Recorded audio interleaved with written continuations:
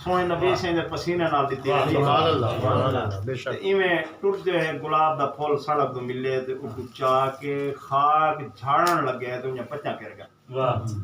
ते बड़ा दुख थे दिल पत्ता वाल समेटन ते एक शेर अर्ज कीते ते निस्बत होना ही चक्कर है जी जी गुलाबां दे वजूदां को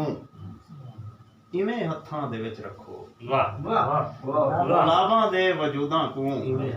इवें हत्थां दे विच रखो जिवें पानी को बुक्कां विच संभाला देवना पौंदे वाह क्या वाह मैं बहुत अच्छे गुलाबां दे वजूदां को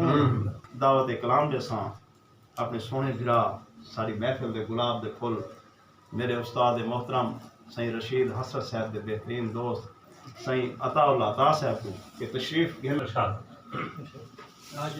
सही पिया आंदे फुल नूरी जेने करण नजारे हासन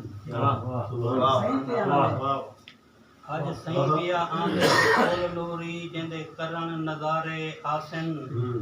मक्के दे भाज सकते भी जेको देखण सारे आसन जिंदा आख्या मन ते शजर अता भाज नाल इशारे आसन जिंदे पैर चुमन लियूं टोटे थी आसमान तू तारे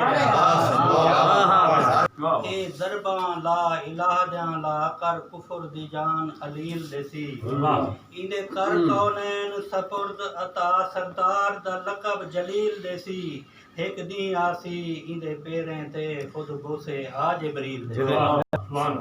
हाँ हैरत विच हे गाल कहीं हाँ हैरत विच हे गाल कहीं सुख अजकल हमदम लगदन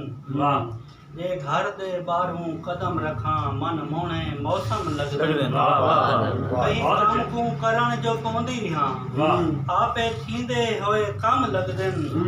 रखा पत्थरां ते जो पैर अता मेको पत्थर भी रेशम मौसम होंदे बारिश दा ना झड़दा कहीं जो ना होंदे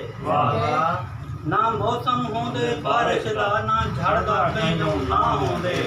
मैं घर दे बाहरों कदम रखां खड़ा कीती बादल छां होंदे पण मौसम मस्त बहार वेंदे ना कोई आसार खिज़ां होंदे हैरान अता हां बहु सारी ठर ठर पाले हां बहु खुश हां खालिक करम कीते बहु खुश हां खालिक करम कीते बिना खुशियां खुश थी वेंदी हां नी पोत्र को चुमदे जीर जला वत हां दे नाल चलेंदी हां हिन शजर करेंदे कदर अता जदा पैर चमन विच पेंदी हां इंदा बाद खुदा कोई हमकर नहीं आज बन गई मां मैं जेंदी हां